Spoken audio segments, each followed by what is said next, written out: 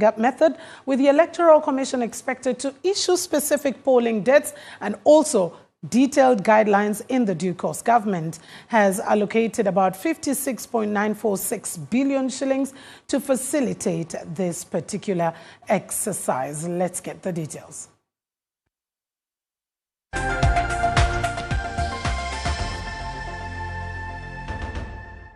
Since July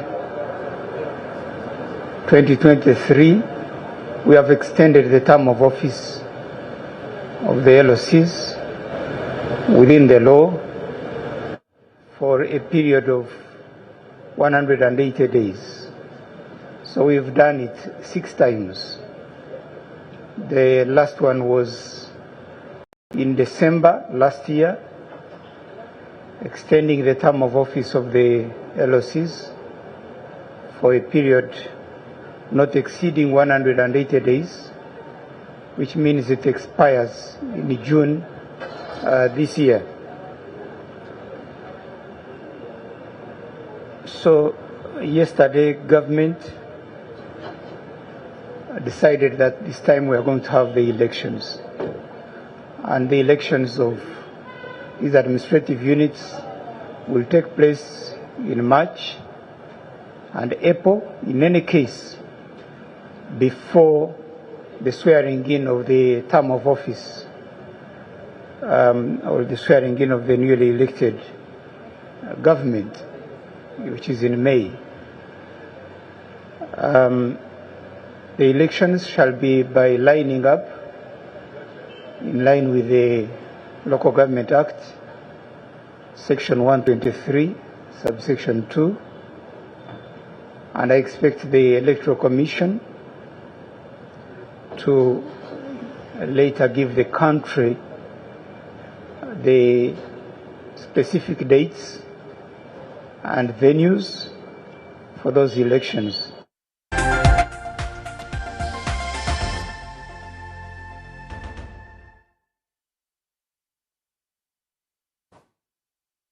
And now to Parliament, the Committee on Commission Statutory Authorities and State Enterprises, COSATSE, has put officials from the Ministry of Agriculture and More Industry and Fisheries for complacence, on the spot for complacency, which led to the loss of 570 million expired drugs for animals. Now, the officials from the ministry were led by the Permanent Secretary, David Kasura, to answer queries from the Auditor General's report. And this is still an ongoing conversation. Let's take a look. When you say you have installed storage facilities in 53 districts, and yet the auditor says 46% are yet to be completed, so what exactly did you mean by you have installed? Which means these facilities are not there, not... No, thank you very much, ma'am. Yes. This is a dynamic situation. I mean, as you rightly said, ma'am, this was November. We are now at the tail end of February. I would invite you and the auditors to come. But I invite you to come and visit this. They are there. No. So what I'm saying is, yes, acknowledged. Maybe at that time they were there. That was the situation. But I'm reporting the situation now. I think that's the reason I say you had LCs. Yes. I'm reporting the situation as it is. And I would invite you, on record, I'm on record now. I would invite you to come and carry out an inspection tour of these facilities. Honorable colleagues, let's leave, Silas, Honorable, just allow us to leave the... Before the PS votes, so that he knows me as one of his members. Yeah. And you know, Madam Chair, the atmosphere remains very good when he stays around. So it is always vital to have him here with us. It is also possible for the other person to go and represent him, and he stays with us. We have been missing him. Yeah. So your proposal is that... first to introduce myself fully. I'm Silas Augon, MP Kumi Municipality, a member of this committee, and I've been longing really to interact with this team. So I was busy doing research somewhere about this. That's why I delayed to come. Otherwise, we're happy to be here. So I propose that you delegate somebody to meet the other team and stay back. Thank you. Thank you, ma'am. All right, this is still an ongoing conversation, and we'll definitely get you abreast with what the conversations are in our subsequent bulletins with our parliamentary team.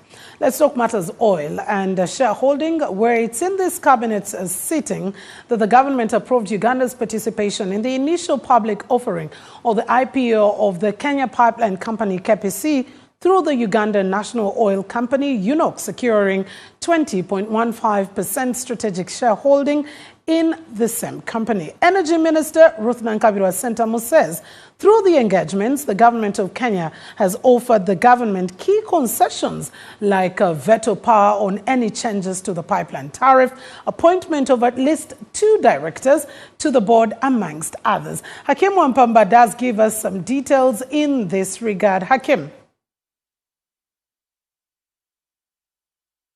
Well, Mildred, it is all systems go for the Ugandan government, and particularly the Ugandan National Oil Company, the company that showed us or stomachs the Ugandan commercial interests in the oil and gas sector, to operate and at least take 20.1% of the shares in the Kenyan Pipeline Company, the company that has at least gone public and is willing to list 11.8 billion shares of its ordinary shares on the Nairobi Stock Exchange, and now a portion of that has been reserved for the East African investors, and out of those, the Kenyan Pipeline Company, the Uganda National Oil Company, has decided to take up that percentage or the stake in the particular pipeline, and this follows some arrangements and bilateral trade ties that have Uganda and Kenya have for long at least been enjoying, and that is the reason as to why the Ugandan minister, Dr. Ruth Nankabirwa Sentamu, was able to visit Kenya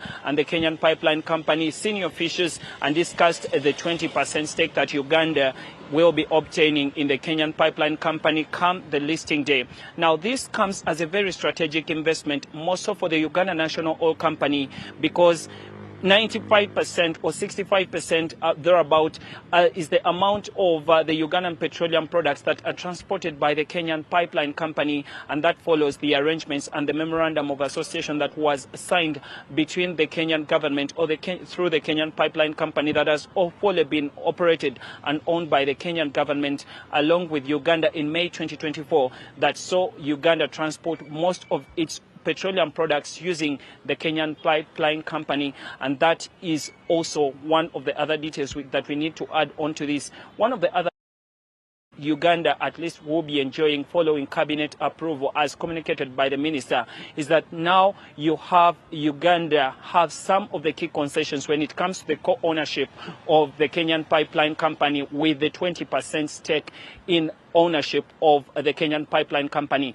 One of those that is very critical is that at least the Uganda National Oil Company will be nominating at least 2 members will be sitting on the board of Kenyan Pipeline Company, so that every decision that is made for such a critical pipeline is within the interests of Uganda. And true to it is that you're seeing most of the concessions and some of the arrangements that relate to ownership and operation and even the transportation costs within this particular pipeline become very critical, and those will be having Ugandan representatives at least sit and decide. After all, they'll have a 20% stake in the pipeline.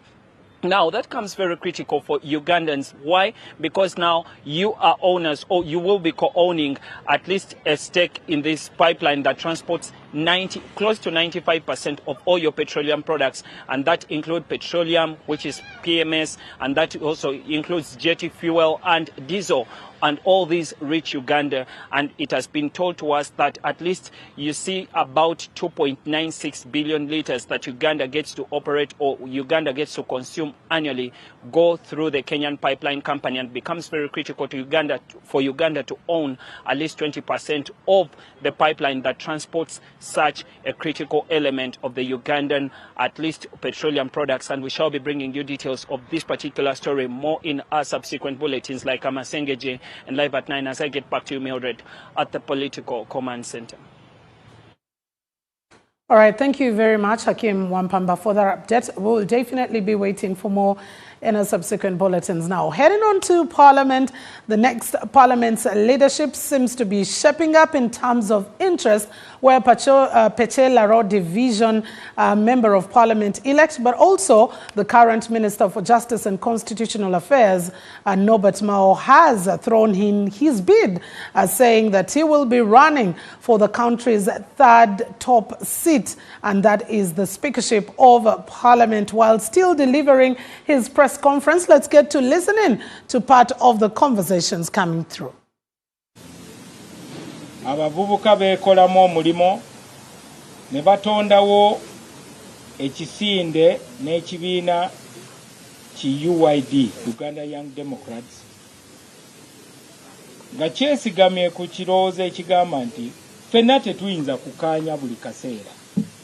N'olwekyo tulina okubeera n'engeri gye tutambuliramu awamu ng'Abannayuganda newankubadde nga tetukaanya ku buli kimu. Uganda yalina ebizibu ku nsonga z'ebyenfuna, nga n'omusaala gw'omwezi mulamba tegugula cupa ya bbiya. DP yakola kinene nnyo ng'ekolagana ne gavumenti ya NRM, kuba baminisita bangi baali bava mu DP, era baakola kinene nnyo okuddaabiriza ebyenfuna bya Uganda.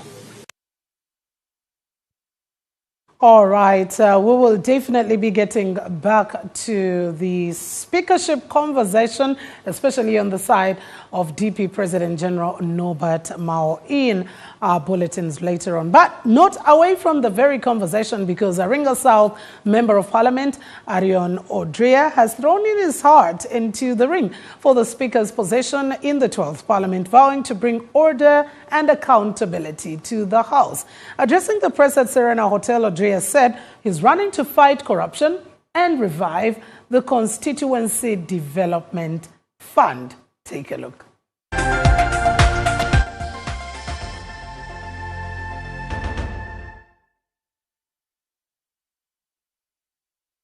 Nor the Alioni Odria of the 11th Parliament. This is Alioni Odria of the 12th Parliament. And here we're not going to speak in parables. The purpose of this press briefing is very clear and to the point. I am here to officially declare my candidature as a candidate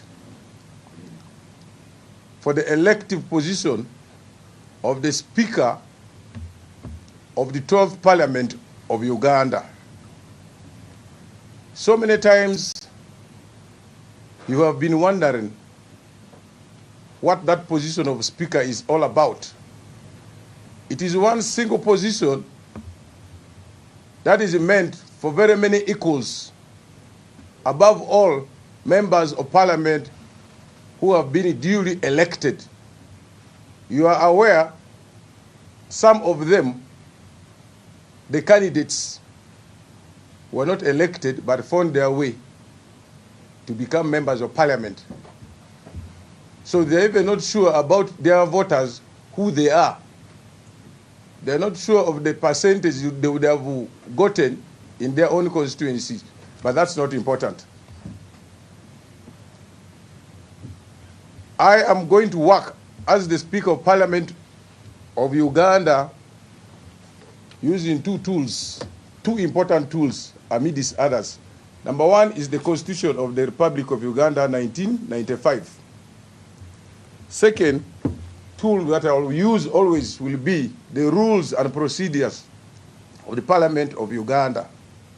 Not to waste a lot of your time, we need to understand what the rules are all about. I'll go straight to the point.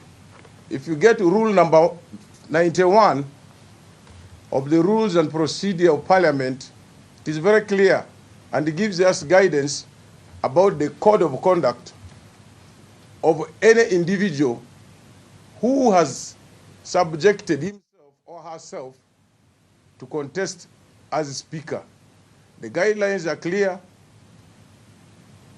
Some of the colleagues that have shown interest have started disrespecting that. They are holding meetings in their homes. They are under panic. They're already breaking the rules. We're not going to sleep over that. They're already giving bribes because they are not sure about winning an election.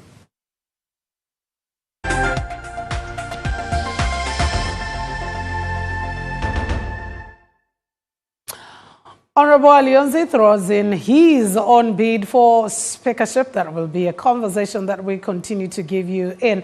As we take a very short commercial break, of course, on Sanyuka Live on NBS, on NBS Live on Afro Mobile, you will definitely be able to get the court process, the proceedings of the court in retired Kanukiza Besige's case. But for that, allow us to take a very short commercial break. We'll be right back.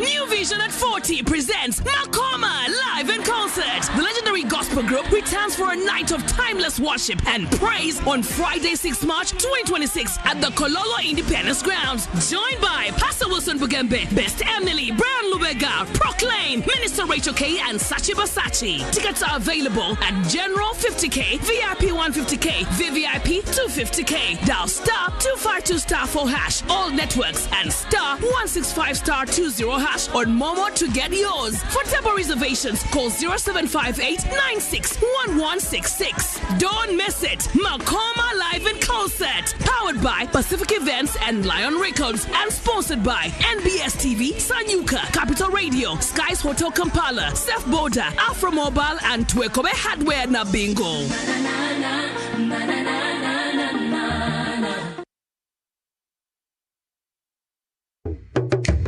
Eno y'ensibuko y'obulungi bw'ennyaffe Uganda. Ensozi ezigulumidde n'ebibira ebiziyivu kyokka nga bikwesezaabu. Wali olabye bumazike wakati mu kiragala, obuwangwa n'ennono ebyewuunyisa. Ebibuga, ebinyonyi, obutonde obweyagaza, kw'ossa amazina n'embeera z'abantu. Byonna mu pulogulaamu Lambula.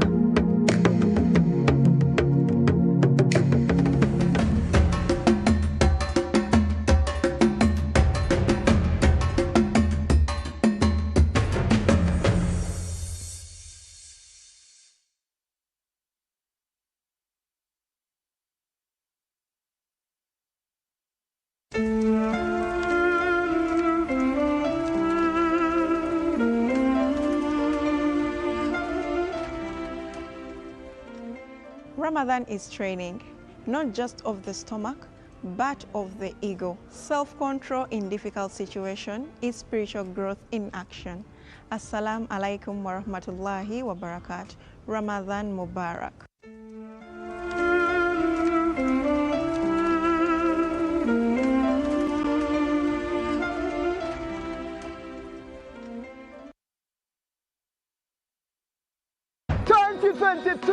Kampala to Bushenyi, 2023 Kampala to Mbale, 2024 Kampala to Fort Poto, 2025 Kampala to Gulu. Welcome to John Walker 2026, and this time it's Kampala to Hoima. We'll be engaging with the roadside communities. We'll be engaging with schools, public administrators, law enforcement officers, Ministry of Works officials, and we are saying, hey, it's possible to create safe roads and save lives.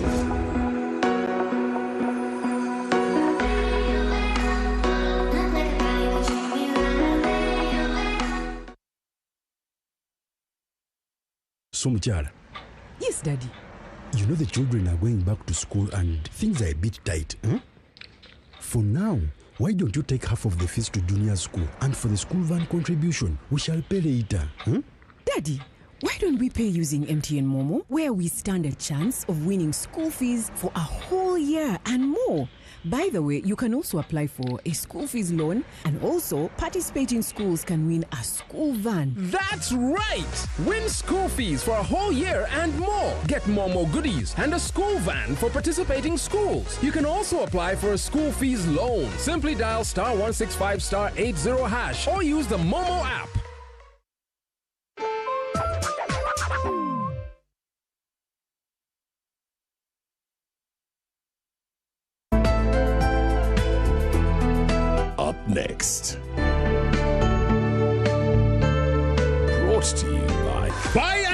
in the new term, new you. Back to school promotion. Buy any of our focus products. Movit All Day Toothpaste, Movit Herbal Jelly, Movit Baby Jelly, and Movit Shower Gel. Terms and conditions apply. Movit All Day Confidence.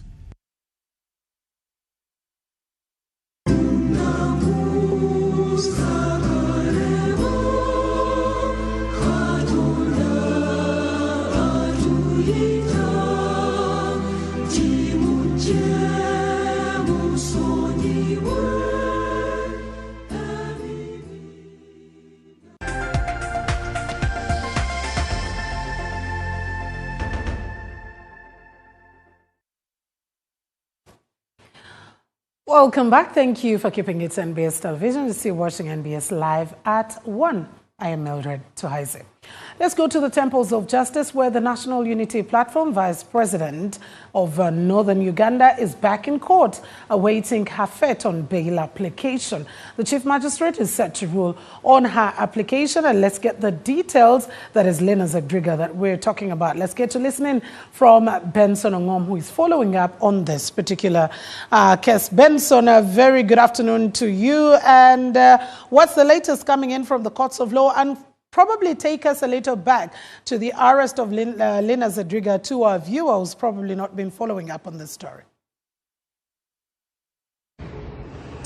Well, Mildred, the court has been adjourned twice, from 11 to midday and then from midday to 2 p.m., where the ruling on the bail application will be given by the chief magistrate of this very court. So again, it's 40 days since Zedriga Lena, the vice president of National Unity Platform in Northern Uganda, has been in cell or in prison in Gulu here. Now, there's been a lot of argument. The case that has been put on her is inciting violence. But one of the things that we've been able to hear from the court today, in particular when the two counsels, especially the prosecutor and the defense team, was arguing out whether she will be granted bail or not, or should be given bail or not, is that the complainant of this case is not there. So the defense case has been arguing that it's a right to get bail, but one of the things that she's being held on is inciting violence without a complainant. So that is one of the bases that the defense team is really putting on ground. We had Patricia Eyado, who is the prosecutor in this very case, arguing earlier that she should not be given or granted bail for different reasons. Number one, the surety that was presented,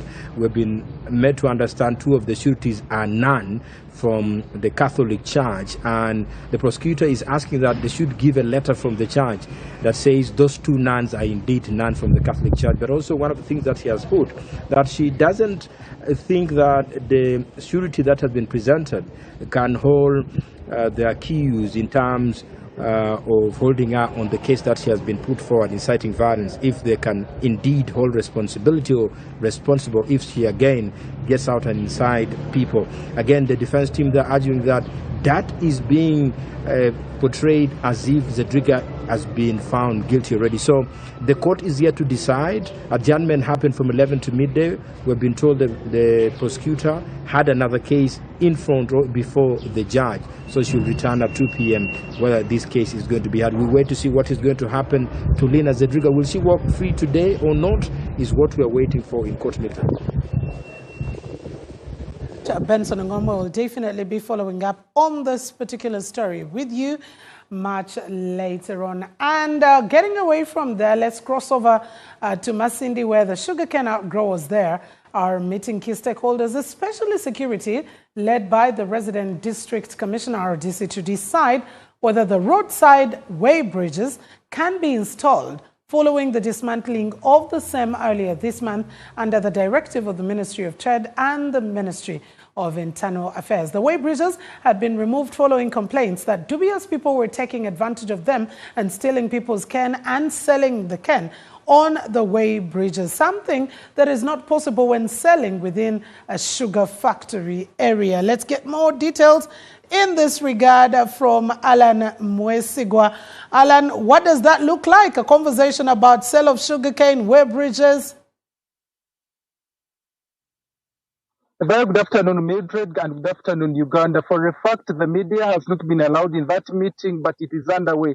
As I speak now, about the people you're seeing behind me here are some of the sugarcane outgrowers in Masindi district, but also joining me on set is Mzee Mohamed Kazimbraine, the chairperson of Bunyoro, the outgrowers to bring us to speed because it was part of that meeting. What to understand so far, what has so far been agreed? You can use renewal, Chairman. Okay. Mwikiranize kiwa for starters. Tukabaire kuchwamu kintu kyona kyonka panura zikyagenda kurungi tukyahingisaniza ebitekerezo nkutekereza nti hali turagenda kurugiramu omurukura to tujja kuba tuyikiranize yakintu kimu olundu ekindi ekikulu muno kitulu kuhanuurawo kyaleero kino kiri nti tukayikiranize Kampala nti minzaani zigaruke Masindi kyonka habaho ekigambo zigaruke nkaha hati ekyo nikyo tuli kuhanuuraaho kandi okutekereza tujja kuruga hano tuyikiranize hali minzaani ezo zigenda garuka hakyaliwo ebintu bingi okugala minzaani tikiri kyangu muno nkokutukihuura baitu abali minywena kwenda kubagambira nti mutatiina naye ababaire nimakora hananka minzaani ezo abatransporters abatemi b'ebikaijo nywena kubagamba mugume kandi muwe mulinde obusinge nikwo tusobole kuhanuura mu businge kandi tumalire tujja kukimalira hali hanyuma y'olukurato tujja kubagambira kiki kitwikiranizeeho. As we conclude, are we certain that we're getting answers today in English now? Are we certain that we're getting answers today? Well, I don't know. Because negotiations are negotiations. We are negotiating. We can, if we agree, we will let you know today. But if we do not agree, we will also let you know what next. Thank you. So far moving forward, what has been happening and what is the fate of outgrowers? The fate of outgrowers is still bad because the outgrowers are not selling their sugarcane. There are only a few that can afford to transport a lorry from Masindi to Luwero, but the majority are not selling their sugarcane because they cannot weigh. Thank you. Many thanks for speaking to us. That Mzee Muhammad Kazimbrane, the chairperson of Bunyoro sugarcane outgrowers, are giving us the update of what is happening in that meeting.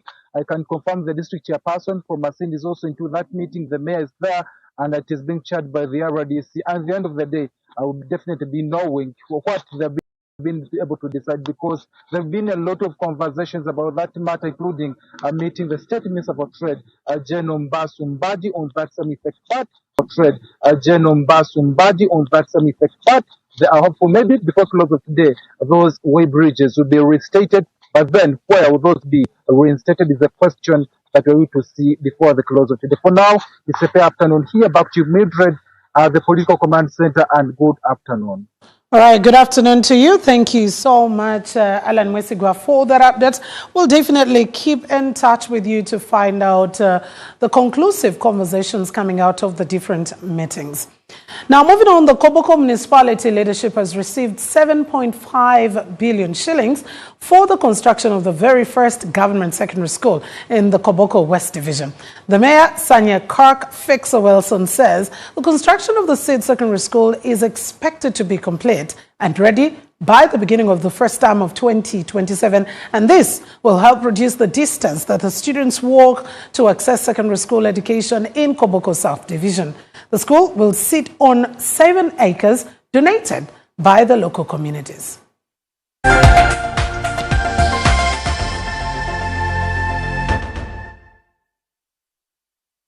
Today we want to thank the NRM government and most especially the President, His Excellency Yoweri Kaguta Museveni, for making sure this pledge of a secondary school is being fulfilled in Koboko municipality. We are very, very proud, and we want to thank him so much for considering Koboko among the 116 secondary schools in the country. Koboko municipality has benefited with that. And with this benefit, it is that Koboko is now a role model NRM municipality, because according to the manifesto of the President, he wanted to make sure that every division or sub-county has a primary school, a health center 3, and a secondary. Koboko Municipal, with the secondary school being launched today, is now a complete model municipality, as according to the NRM manifesto. In 10 months, we must have a complete functional secondary school. It's functional because They're even going to equip the ICT department, the science laboratory, which is really, really an ideal way of how we should be doing things. So as a municipality, the gap that the children from West Division had to move to Nyangilia, in South Division to Koboko North, is not there anymore. So it came up to this time, it is from now the government side. Yeah.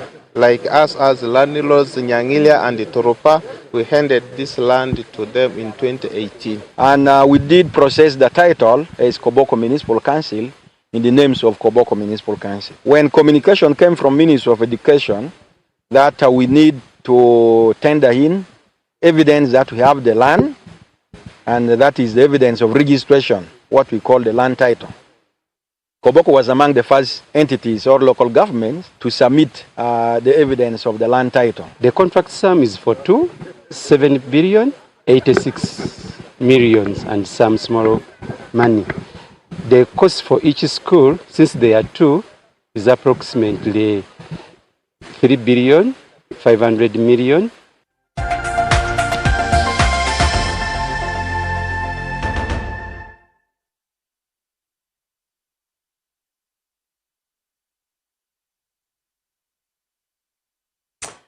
That now brings us to a short break and an entire end to this conversation, but we'll not hesitate to interrupt normal programming to bring you the latest of what's happening in and around the country. That's it for NBS Live at 1.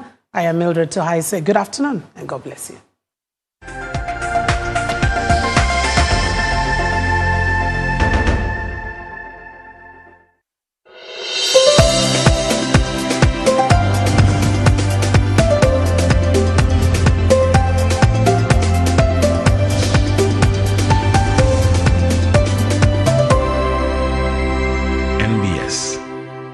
Always.